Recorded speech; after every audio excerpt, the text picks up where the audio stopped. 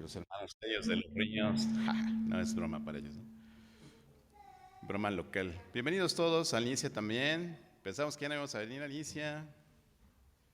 Bienvenida también. Bienvenidos todos. Gracias a Dios por este tiempo que se dan para que nos reunamos y podamos estudiar la palabra de Dios. Bienvenidos nuevamente todos los hermanos del Zoom. Ya los queremos ver por acá. El Zoom se va a acabar. El Zoom va a tener acceso restringido, ¿verdad? A aquellas personas que pues realmente no puedan venir por algún motivo, como que vivan en San Juan del Río, cosas así. Ya es que ya me estaba reclamando Tania, por eso les comento. Pero bueno, hasta el momento ha sido una herramienta de la que nos hemos valido para poder llegar a aquellos que no se podían congregar con nosotros, o por el tema obviamente de la pandemia, que nosotros pues respetuosamente atendimos a las instrucciones de nuestras autoridades para no congregarnos a menos que las condiciones de la pandemia pues fueran favorables para poder hacerlo. Y de verdad, gracias a Dios, hermanos, porque el día de hoy usted podría estar descansando de la posada de ayer, usted podría estar diciendo, ¿todavía vamos a ir a la iglesia? Sí, el próximo año, ¿sabe? El domingo va a ser 25 de diciembre y el domingo va a ser 1 de enero. ¿Y qué cree? Va a haber culto, porque nuestra iglesia va a estar abierta todos los miércoles y los domingos, de aquí hasta que el Señor venga. Espero que si yo no estoy, ¿verdad?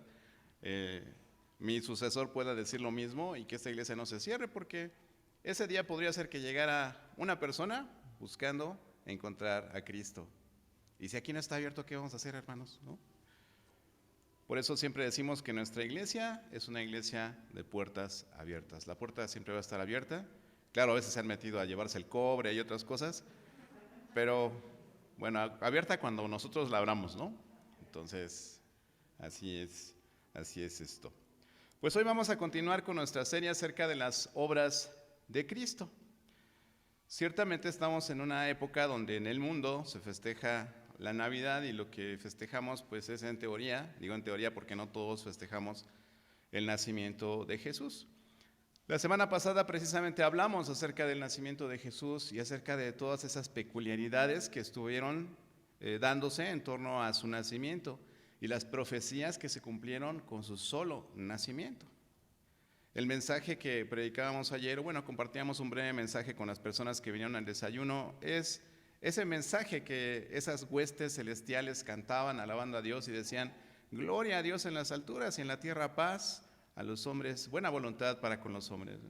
Entonces, ese mensaje es el que nosotros predicamos. Nosotros tenemos la certeza de que el Señor Jesús nació un día. Así, de igual forma, tenemos la certeza de que un día murió y que al tercer día resucitó.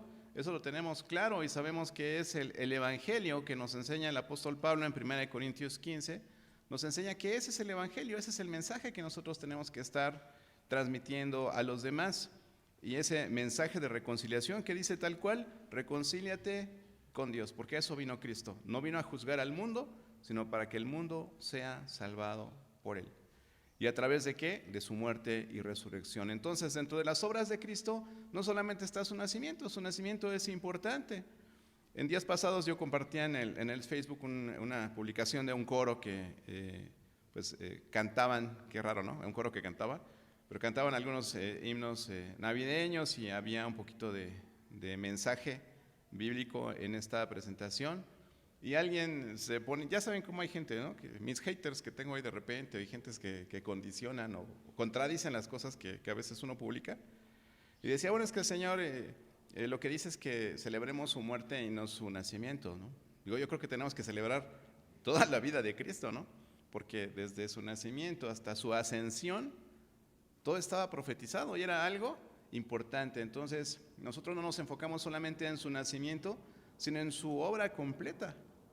En su obra completa, porque ese es el plan de Dios, que Cristo viniera al mundo y encarnara. La semana pasada hablamos acerca de la encarnación, de cómo Jesús, siendo Dios, se hizo humano y sucedió todo el milagro de su nacimiento de una virgen. Pero el día de hoy vamos a hablar acerca de su muerte, porque la muerte de Jesús tiene un significado de altísimo valor para nosotros, pues su muerte es lo que precisamente satisfació, ¿verdad?, la justicia de Dios. Esa justicia de Dios que demandaba que nosotros por nuestros pecados teníamos que morir, porque la paga del pecado es muerte. Pero a Dios le agradó que a través de Jesús, a través de esa dádiva, tengamos nosotros vida eterna. Si gusta acompañarme en su Biblia a ver lo que dice Isaías 53 en el versículo 10. Voy a mencionar quizás muchos versículos hoy. Bueno, no nada más hoy, ya lo sé, pero hoy a lo mejor un poco más. Y yo se los voy a leer, si los quiere buscar, anotar, está bien. De todos modos sabe que la predicación se está grabando y en algún momento puede buscarla en YouTube. Dice en Isaías capítulo 53, versículo 10.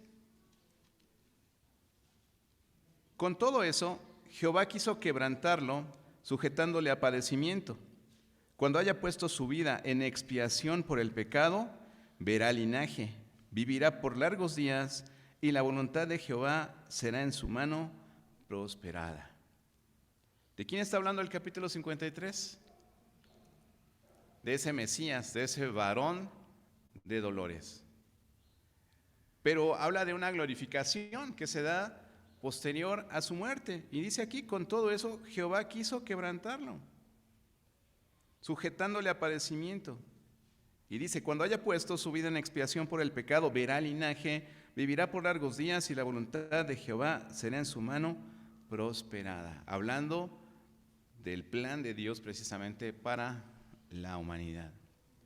¿Por qué hablar de la muerte de Jesús en esta época, como decía nuestra hermana Eric, tan bella, ¿no? de esferitas, de pinos y todas esas cosas paganas que hacemos, ¿verdad? Pero de verdad es una época en la que nosotros podemos aprovechar precisamente la sensibilidad del ser humano. Todos sabemos, el sentido común nos dice claramente, Jesús no nació el 24 de diciembre, todos lo sabemos, el 25 de diciembre, todos lo sabemos, pero eso no es importante. Y es tan simple como que antes el calendario tenía 10 meses y después vinieron los romanos y le pusieron 2 más, ¿no? Entonces, pues hagan las cuentas, ¿no? Todo se desfasó. ¿Qué día nació? ¿Qué día murió? No lo sabemos con exactitud, no le podemos poner una fecha, así como los científicos no pueden decir cuándo fue esa gran explosión universal desde la cual se fundó el universo, ¿verdad? Conocido. Es igual. Entonces, lo que sabemos es que ocurrió. Cuando un ser querido ha muerto, normalmente nos entristecemos y sentimos pesar por su partida, sentimos pesar por su familia si no está nuestra familia. Pero consideramos que es de mal gusto o creemos que preguntar el detalle de la muerte de esa persona pues no es adecuado, ¿no? Eso de llegar a un funeral y preguntarle a la familia, oye, ¿cómo murió? Yo creo que es de muy mal gusto que alguien llegue y lo haga. Porque podríamos incurrir en indiscreciones, ¿no? De cómo fue, qué ocurrió, quién fue el culpable, ¿no? O sea, no sabemos. Sin embargo, pues ningún deudo, ninguna persona de la familia de quien ha muerto, pues se sentiría cómodo contestando esas preguntas, seguramente. ¿Por qué es necesario entonces hablar de la muerte de Cristo? ¿Y por qué en diciembre? Porque la obra de Cristo no es nada más su nacimiento. La obra de Cristo se consuma en su muerte, su resurrección y su ascensión. Por eso este mes lo vamos a ocupar hablando de las obras de Cristo. No se pierda cada una de las predicaciones. La respuesta es simple. ¿Por qué hablar de la muerte de Cristo?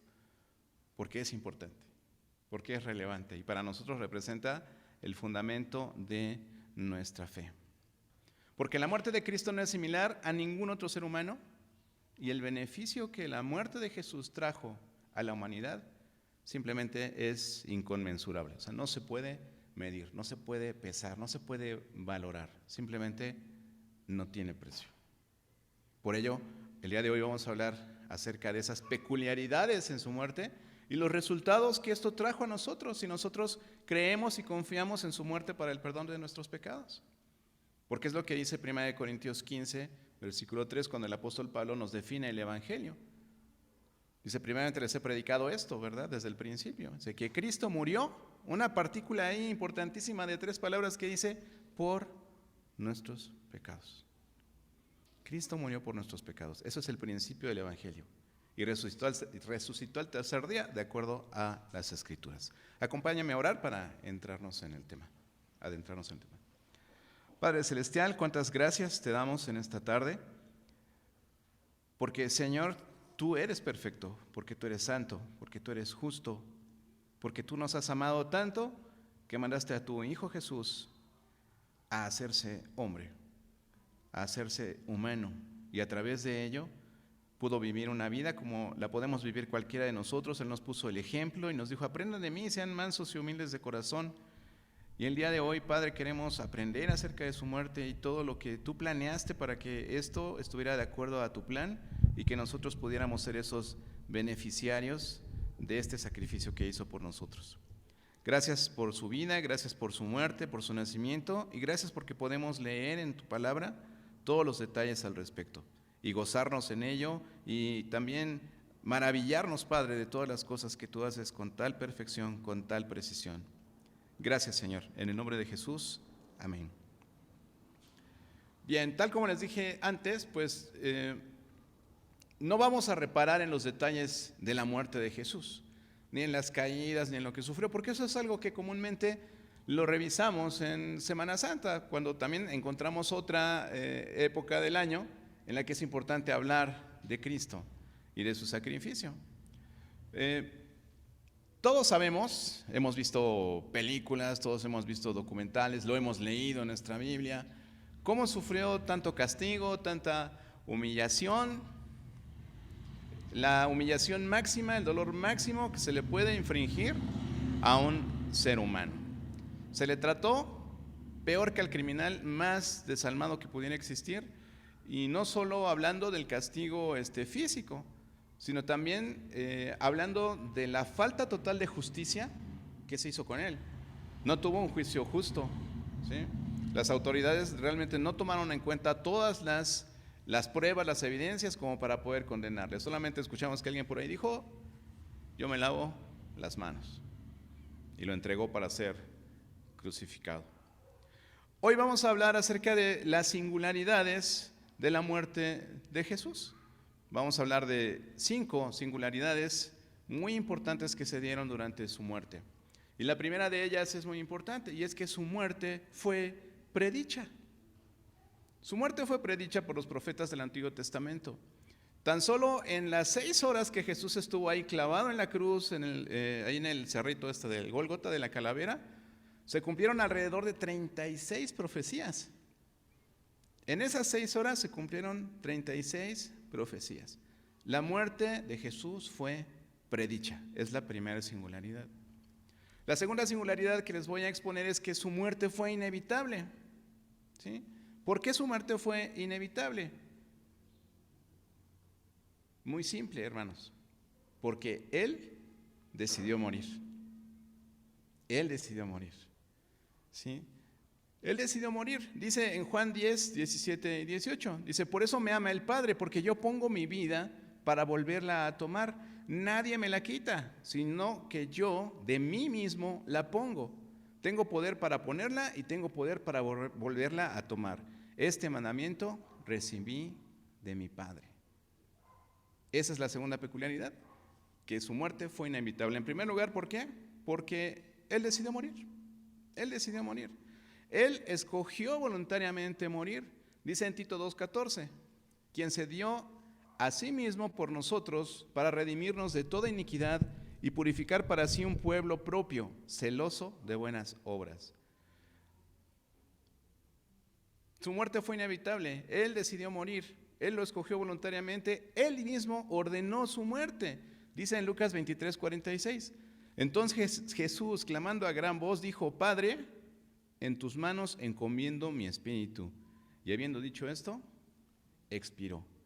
Él escogió el momento de su muerte. Él dijo, ya es hora. Padre, en tus manos encomiendo mi espíritu.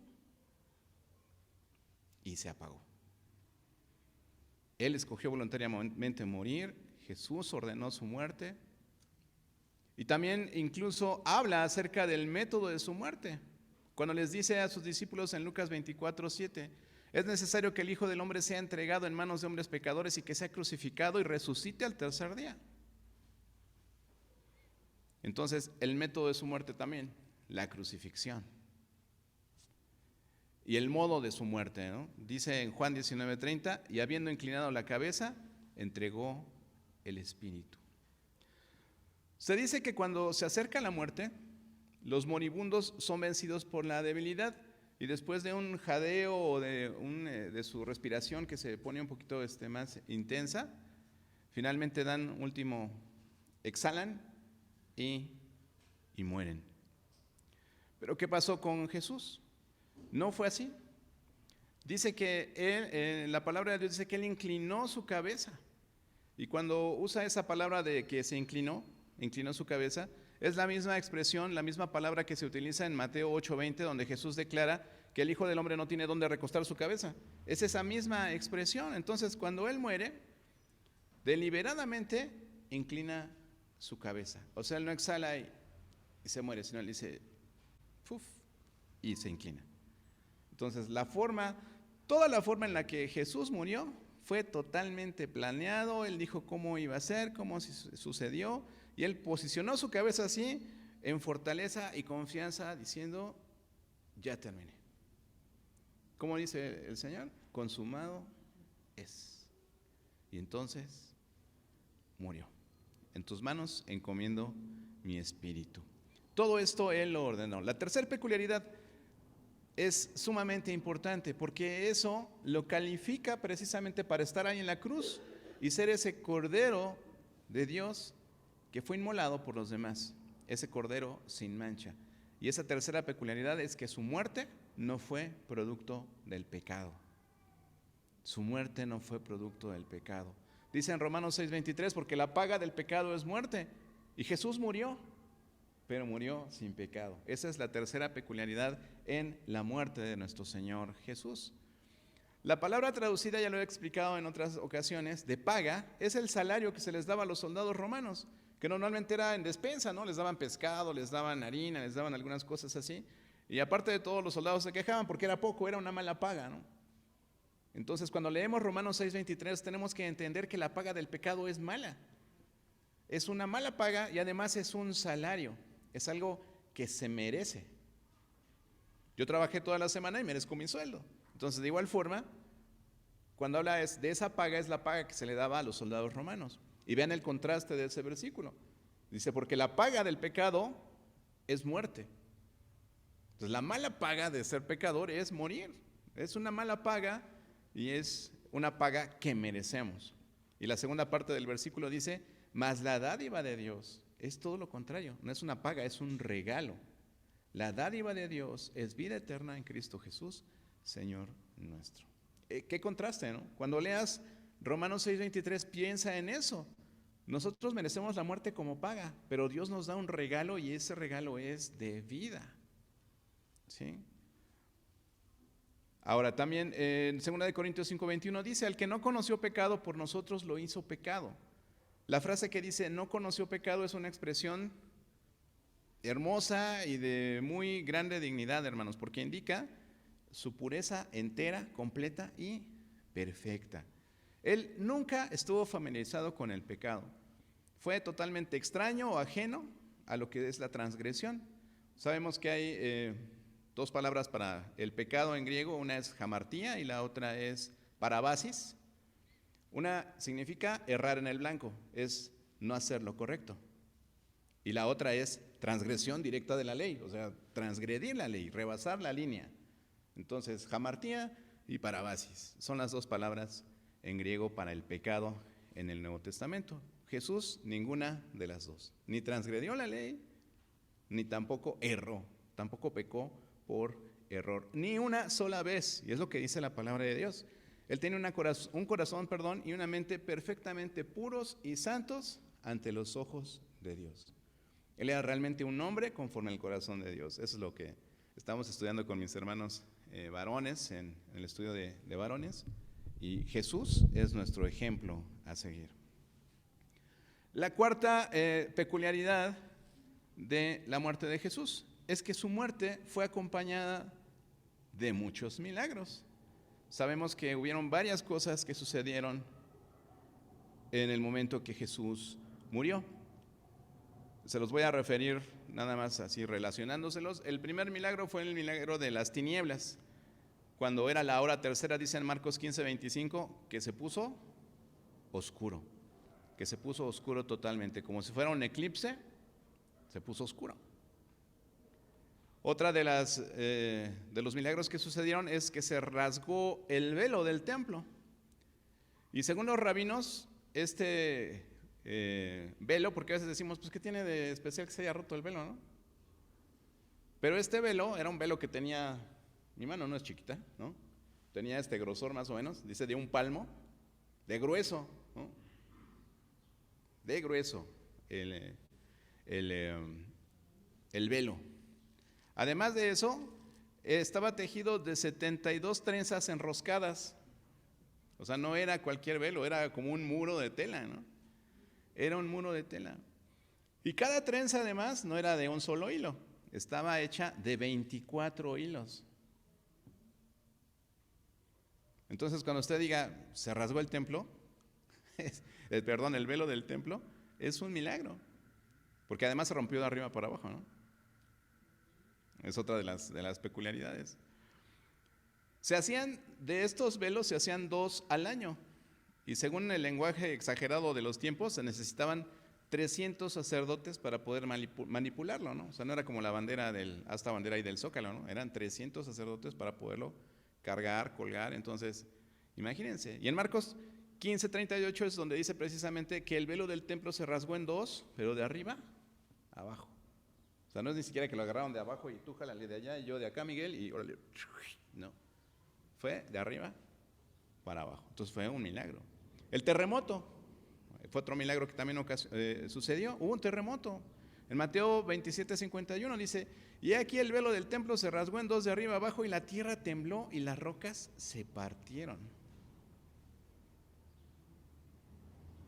Dice que las rocas también se partieron, no solamente hubo un terremoto.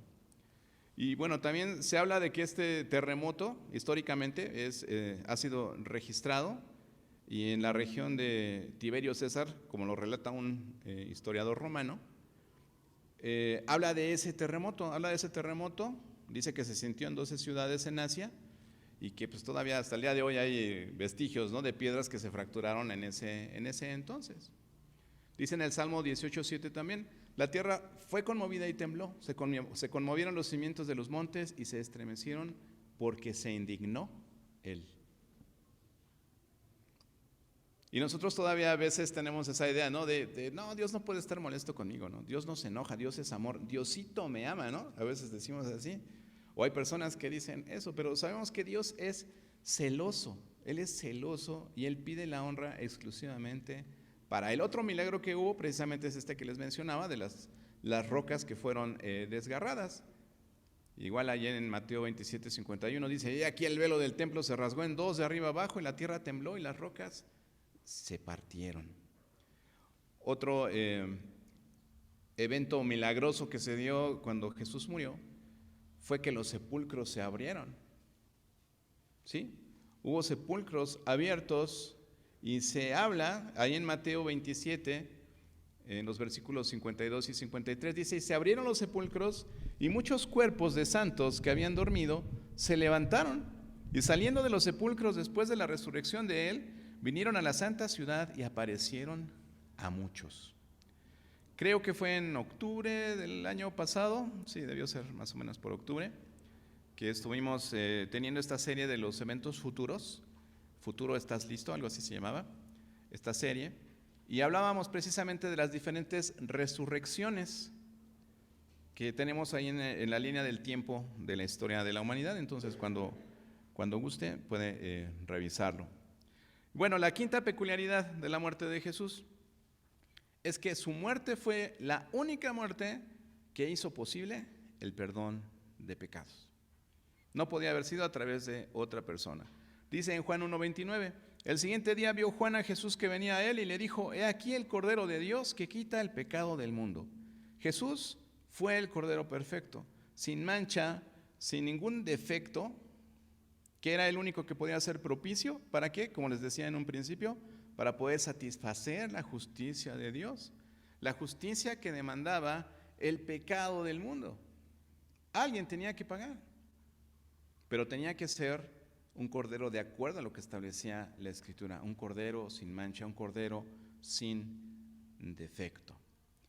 Como pueden ver, la muerte de Jesús fue única por estas 5 peculiaridades. Pero no solamente por estas cosas, digámoslo así, atípicas que suceden en la muerte de alguien, sino también por el resultado que esa muerte trae a nosotros hoy día. Y esto que es tan valioso, hermanos, que nosotros podemos creer en eventos que ya sucedieron. Dice también la Escritura, ¿no? Bienaventurados los que no vieron y creyeron, ¿no? Las personas que vivieron antes de Cristo, que sabían que ese Mesías del que habla Isaías 53 iba a venir. Y ahora nosotros tenemos una Biblia donde podemos leer que todo esto ocurrió como un hecho histórico. Somos realmente bienaventurados al tener la palabra de Dios en nuestras manos. Ahora entonces hablemos de 5 resultados importantes que la muerte de Jesús trajo a nuestras vidas como seres humanos primeramente, y obvio como creyentes. Esto sustenta nuestra fe como cristianos. La primera de ellas es que la muerte de Jesús nos reveló la naturaleza de Dios. Siempre hablamos acerca de 3 características fundamentales del carácter de Dios: que Él es santo, que Él es justo y que Él es amor. Y en nuestro estudio de evangelismo que tenemos, de cómo compartir el evangelio a través de la Escritura, encontramos esas 3 características de Dios: que Él es santo, que Él es justo y que Él es amor. ¿Cómo vemos revelado esto en la muerte de Jesús? Dice en Juan 3:16, que todos seguramente nos lo sabemos de memoria: porque de tal manera amó Dios al mundo, que dio a su Hijo unigénito, para que todo aquel que en Él cree no se pierda, mas tenga vida eterna. Entonces, la naturaleza de Dios en amor fue revelada en la muerte de Jesús. La justicia de Dios también. Dice en Romanos 3:25, a quien Dios puso como propiciación por medio de la fe en su sangre, para manifestar su justicia, a causa de haber pasado por alto en su paciencia los pecados pasados. Propiciación son de esas palabras luego extrañas que mencionamos, que en algún momento las estuvimos también compartiendo, pero viene de la palabra propiciar, y es lo que significa apaciguar, esto es calmar. De esta forma, propiciación lo que expresa es la idea de que Jesús murió en la cruz para pagar el precio por el pecado que un Dios santo, 100% santo, demandaba a un hombre pecador, a un hombre injusto. Al revelarnos la naturaleza de Dios, la muerte de Jesús también nos revela su ira, la ira de Dios. Les repito, Él es un Dios celoso y no quiere compartir su honra y su gloria con nadie más. Isaías 48:11 dice: por mí, por amor de mí mismo, lo haré, para que no sea amancillado mi nombre, y mi honra, dice, no la daré a otro. No la daré a otro. Y el Salmo 106:29 dice: provocaron la ira de Dios con sus obras, y se desarrolló la mortandad entre ellos. ¿Cómo entró la muerte al mundo? A través del pecado. A través del pecado. Entonces, a través de la muerte de Jesús se revela la naturaleza de Dios. Segundo resultado que podemos mencionar en cuanto a la muerte de Jesús es que ganó su exaltación. Ganó su exaltación. ¿Qué es lo que busca Dios? Dios busca ser glorificado, Dios busca ser honrado. De hecho, para eso nos creó a nosotros, para la alabanza de su gloria. ¿Y qué es glorificar a Dios sino hacerlo ver grande, hacerlo ver inmenso, majestuoso, maravilloso? Y que no cuando te ven deprimido, cuando te ven en problemas, digan: este es el que tiene un Dios tan grande. Dice el Salmo 42, ¿verdad? ¿Dónde está tu Dios? ¿Dónde está tu Dios? Dice: cuando me pregunten, ¿dónde está tu Dios? Dice en Filipenses capítulo 2, versículos del 8 al 11, dice, y estando en la condición de hombre, se humilló a sí mismo, haciéndose obediente hasta la muerte y muerte de cruz, por lo cual Dios también le exaltó hasta lo sumo, y le dio un nombre que es sobre todo nombre, para que en el nombre de Jesús se doble toda rodilla de los que están en los cielos y en la tierra y debajo de la tierra, y toda lengua confiese que Jesucristo es el Señor. ¿Para qué? Para gloria de Dios Padre. ¿Qué es lo que busca Dios? Dios busca ser glorificado, Dios busca ser engrandecido. Y nosotros debemos buscar eso como nuestro principal propósito en nuestra vida, el glorificarle, el magnificarle. Dice también en Hebreos 12:2, puestos los ojos en Jesús, el autor y consumador de la fe, el cual por el gozo puesto delante de él sufrió la cruz, menospreciando el oprobio, y se sentó a la diestra del trono de Dios. Entonces, segundo resultado, ganó su exaltación. Cristo ganó su exaltación al morir como un resultado de su obediencia. En tercer lugar, como resultado, algo muy importante para nosotros ya, y es que nos adquirió para sí mismo. Jesús al morir nos compró, adquirió a todos los creyentes para sí mismo. Ese es el tercer resultado que podemos encontrar en la muerte de Cristo para beneficio nuestro. Dice en Tito 2:14, quien se dio a sí mismo por nosotros. Entonces, Cristo se entregó por nosotros para redimirnos de toda iniquidad y purificar para sí un pueblo propio, celoso de buenas obras. Y siempre caemos en ese tema de, bueno, pues no que la salvación nada más es por fe. Sí, la salvación es por fe. Pero hemos sido salvos, hemos sido adquiridos, hemos sido redimidos para buenas obras. No somos salvos por obras, pero sí para buenas obras, las cuales precisamente demuestran que efectivamente nosotros somos salvos. Nos ganó por su sangre, dice en Hechos 20:28. Por tanto, mirad por vosotros y por todo el rebaño en que el Espíritu Santo os ha puesto por obispos para apacentar la iglesia del Señor, la cual Él ganó por su propia sangre. Entonces, Él al morir nos adquirió a todos para Él. ¿A quiénes? A los creyentes, ¿verdad? Los que creemos en Él. Murió por todos. Es otra de las cosas que también de repente, últimamente, se han puesto en duda, ¿no? Porque dicen que no murió por todos. Hay personas, hay sectas, hay mucha gente que de repente dice que la salvación no es para todos. Pero sí, la salvación está disponible para todos. Tendría yo que borrar varios versículos de la Biblia para poder sustentar que la salvación no está abierta a todos. Dice 1 Juan 2:2, y Él es la propiciación por nuestros pecados, y no solamente por los nuestros, sino también por los de todo el mundo. Tan solo Juan 3:16, dice, de tal manera amó Dios al mundo, dice, para que todo aquel que en Él cree, todo aquel, no para los 44,000 o para los 25,000 o los 30,000 o los que usted guste que quiera pensar que son elegidos, no, es para todo aquel que cree. Y también lo dice Santiago, que el que se acerca a Dios, Dios se acerca a él. Entonces, creemos nosotros que la salvación está abierta para todo aquel que quiere creer. Y esto lo reforzamos con lo que dice 1 Timoteo 4:10, que por esto mismo trabajamos y sufrimos oprobios o vergüenza, porque esperamos en el Dios viviente, que es el Salvador de todos los hombres. Escucha bien esta frase. Dice que es el Salvador de todos los hombres, mayormente de los que creen. Es el Salvador de todos, pero salva, obviamente, a los que aceptan ese sacrificio que Él ha hecho, a los que creen, mayormente a los que creen. El cuarto resultado, importantísimo, borró nuestros pecados. Borró nuestros pecados. Dice el Salmo 103:12, que a mí me gusta mucho ese versículo, dice, cuanto está lejos el oriente del occidente, hizo alejar de nosotros nuestras rebeliones. Los ha pasado por alto, ya habíamos leído Romanos 3:25. Nos perdona, como dice en Efesios 1:7, en quien tenemos redención por su sangre, el perdón de pecados según las riquezas de su gracia. No por algo que tú hayas hecho. Nosotros no merecemos nada de Dios, no merecemos su perdón, Lo único que merecemos por nuestro pecado es la muerte. Pero Él en su gracia, es decir, por su propia voluntad, porque Él lo quiso hacer, nos redimió por medio de la sangre de Jesucristo. Nos redime, nos rescata.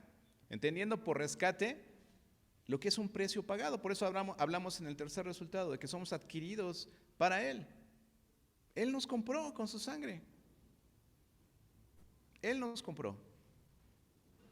¿Por qué? ¿Por qué decimos que nos compró? Porque a nosotros nos tenía esclavizados el pecado. Y alguien podría decir, pero yo no soy esclavo del pecado. Pero la Biblia dice que si tú haces lo que alguien te dice, entonces eres su esclavo. Y si nos dedicamos a pecar, esclavos somos del pecado. Eso es indiscutible. Por último, el último resultado que vamos a revisar, que nos trajo la muerte de Jesús, es que Él venció a la muerte y también venció a Satanás. Él trajo victoria, su muerte trajo victoria sobre la muerte y Satanás. Primera de Corintios 15:54. Y cuando esto corruptible se haya vestido de incorrupción y esto mortal se haya vestido de inmortalidad, entonces se cumplirá la palabra que está escrita y que dice, sorbida es la muerte en victoria. Y otro versículo que les quiero compartir, Apocalipsis 1, versículos 17 y 18. Dice, cuando le vi caí como muerto a sus pies, y él puso su diestra sobre mí diciéndome, no temas, yo soy el primero y el último y el que vivo y estuve muerto.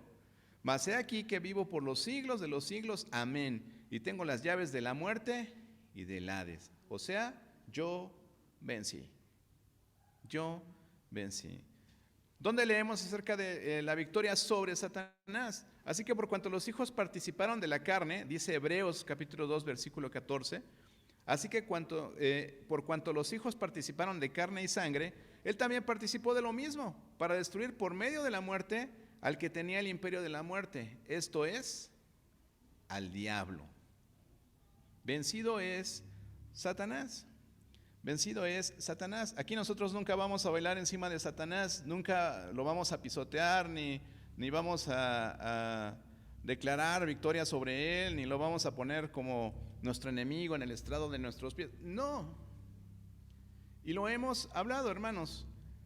Lo que la Biblia nos enseña respecto a nuestra actitud hacia el diablo es, resiste al diablo y el diablo huirá de ti. No nos vamos a pelear con el diablo. Y lo que dice en Efesios 6 cuando habla de la armadura de la fe, ¿verdad? ¿Qué dice?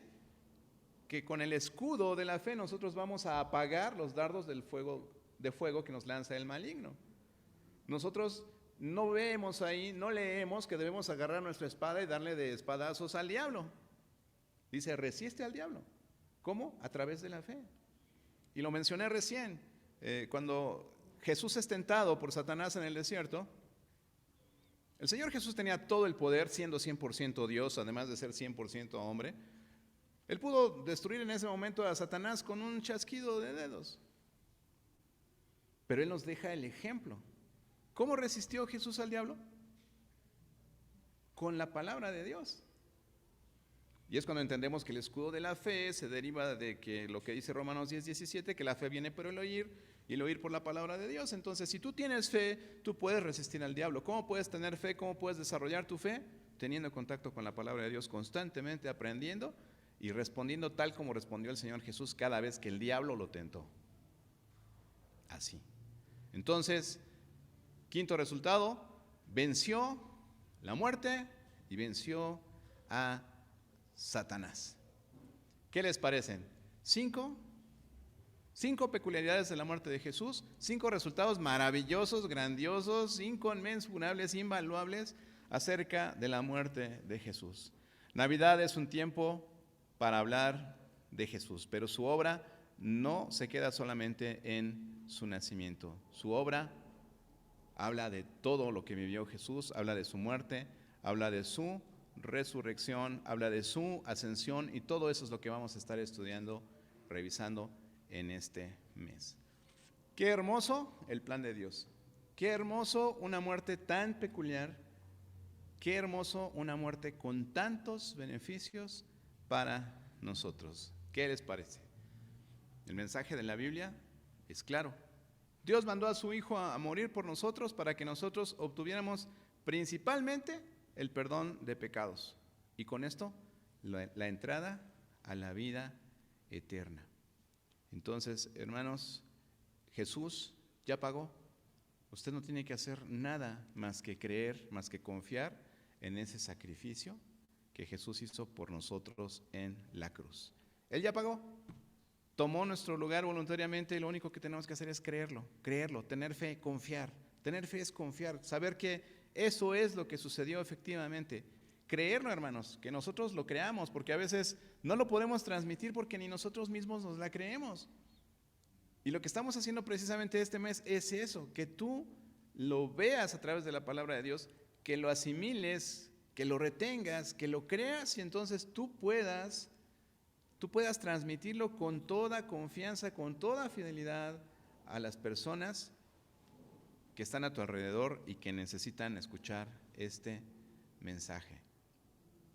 Para nosotros, este sacrificio, esta muerte que nos trae salvación, es completamente gratis. Pero a veces utilizamos mal esta expresión. Sí, efectivamente, para nosotros es gratis porque no nos cuesta nada.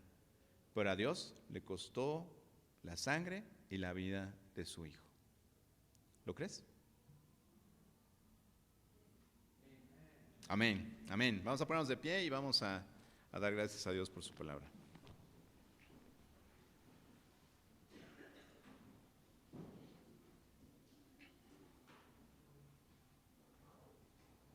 Inclina tu rostro, cierra tus ojos, como reverencia, ¿verdad? Vamos a hablar con Dios. Padre Celestial, cuántas gracias te damos por estas grandes peculiaridades que podemos encontrar en la muerte de Jesús. Pero más gracias te damos por todos los beneficios que trajo a nuestra vida. Gracias por pensar en nosotros, gracias por crearnos, gracias por darnos esta salida a la condenación del pecado. Gracias, Dios, por la muerte de Jesús, gracias por su nacimiento, gracias por tu amor, por tu justicia, por tu santidad, Señor, que vemos reflejada en cada una de tus obras. Gracias, Padre. Y con tu rostro inclinado, así con tus ojos cerrados, si en esta hora tú dices, yo no había entendido por qué Jesús había muerto, y tú quieres en este momento decirle a nuestro Padre Celestial, Señor, perdóname por mis pecados, límpiame de ellos, quiero confiar en la muerte de Jesús para salvación y para perdón de mis pecados, hazlo en este momento. Hazlo en este momento, medita en ello en tu corazón. Dios es omnipresente y Él te está escuchando. Tú díselo allí en tu lugar, en tu corazón. Confía en Cristo porque Él murió por tus pecados para que tú pudieras ser perdonado y salvado. Gracias, amado Dios, por las personas a las que tú has podido tocar esta mañana con tu palabra. Gracias por tu amor. No nos cansamos de agradecerte, Señor, porque tus misericordias son nuevas cada mañana. Gracias por el tiempo que nos permites estar aquí reunidos. En el nombre de Jesús. Amén. Permanezca de pie, por favor, hermano Eric.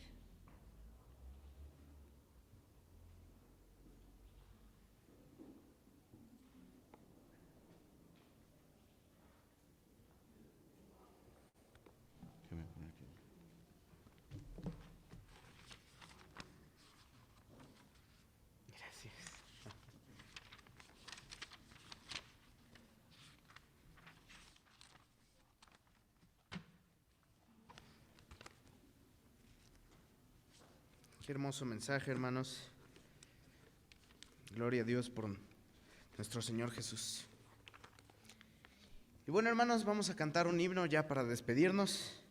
Ahí en sus himnarios pueden buscar el himno 117, Porque un niño. Este himno está un poquito complicado, hermanos, pero es realmente hermoso. Hermano Misael, si me puedes apoyar, por favor.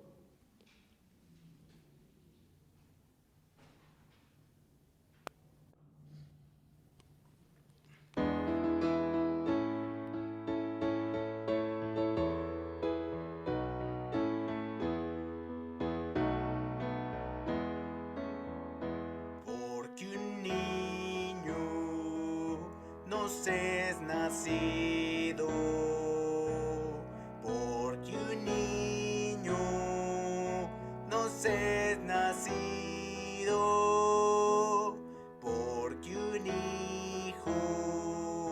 ya nos es dado, y el principado sobre su hombro, y se llamará su nombre admirable, Consejero, Dios fuerte, y se llamará su nombre Padre eterno, el príncipe de paz.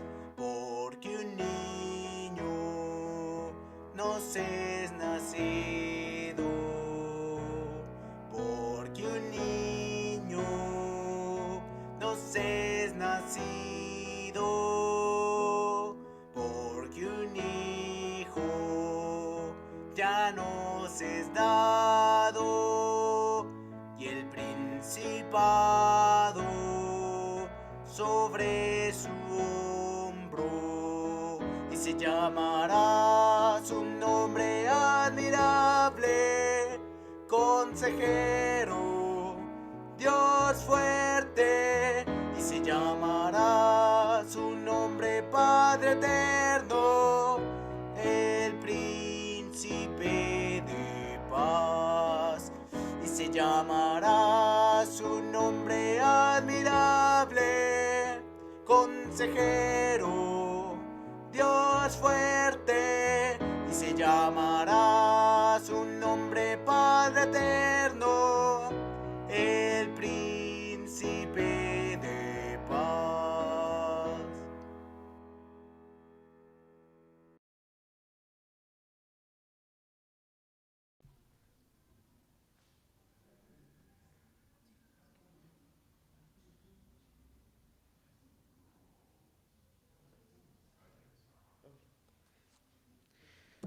Muy bien, hermanos, les invito a que inclinen su rostro. Padre nuestro que estás en el cielo, gracias porque ha sido un día glorioso, Señor, porque pudimos reunirnos, alabarte, Padre, y aprender más, Señor, recordar sobre el hermoso sacrificio que hizo nuestro Señor Jesucristo, Padre. Gracias, Señor, porque gracias a Él tenemos vida eterna, Señor, y podemos estar en paz, Padre. Señor, admirable, te pedimos, Padre, en esta hora que sigas bendiciendo el resto de nuestra tarde y que nos lleves con bien a nuestra casa, Señor. Que bendigas las actividades que se tienen planeadas, Señor, y que sea un bello tiempo de convivencia entre hermanos, Padre.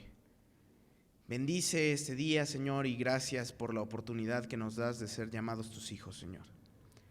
Oramos a ti, Padre, en el nombre de Jesús. Amén.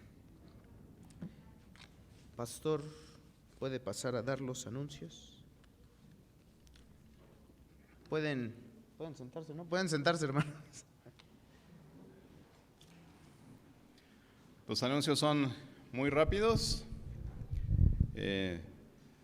No mencioné a mi hermano Miguel Caballero, pero bienvenido, Miguel.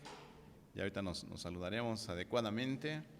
Bienvenido Noah también. Bienvenido Natán. Los pandemials, dicen, ¿no? Ya no son los millennials, ahora son los pandemials. Pero bueno. Avisos. Los avisos ya se los dimos a través del grupo de WhatsApp, pero no hay escuela dominical, no hay estudios entre semana, hasta nuevo aviso. Todo es hasta nuevo aviso. Ya no hay clases de niños tampoco por Zoom, hasta nuevo aviso. Todo es hasta nuevo aviso. Y lo que sí le quiero mencionar que es muy importante es el siguiente anuncio, y es que justo el día, es que le quiero dar una fecha exacta, y es el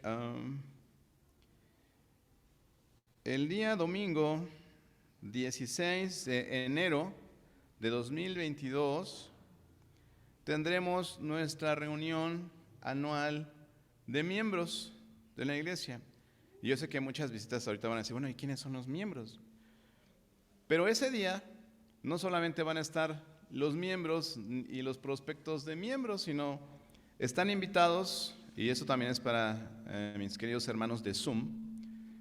Ese día van a estar convocados a la reunión todos ustedes, todas las personas que se están congregando con nosotros, que están visitándonos regularmente cada domingo, todos los miembros, los prospectos de miembros, los congregantes. Si usted quiere saber de qué se trata la membresía en la iglesia, ese día, el 16 de enero, después del servicio, vamos a tener una reunión de miembros, ¿ok? Entonces están invitados todos ustedes. Sí, tú también, todos están invitados, ¿ok? Y asumo que quienes no estén presentes en esa reunión, ni son miembros, ni son prospectos de miembros, ni les interesa conocer acerca de la membresía de la iglesia. Entonces, ese día es acá, es presencial, no es por Zoom. Entonces, están todos invitados, las personas que están en Zoom, a participar con nosotros de esa reunión. Domingo 16 de diciembre. ¿Verdad? Nada más quería ver si estaban atentos, ¿ya ven? Eso sí, para corregir al pastor, ahí están, pero ese día espero verlos.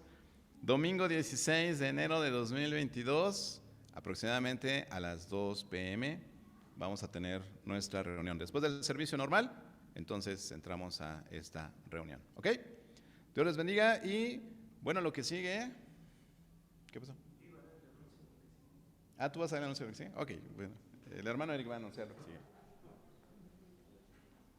Bueno, hermanos, lo que sigue.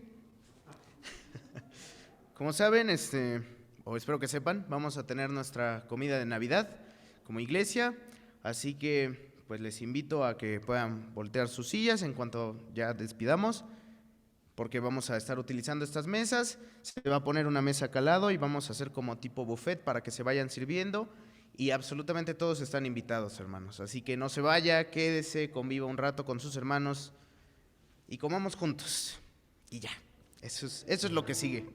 Que Dios les bendiga, hermanos. Muchas gracias. Rompan filas. Hermanos de Zoom, vénganse. Que Dios les bendiga.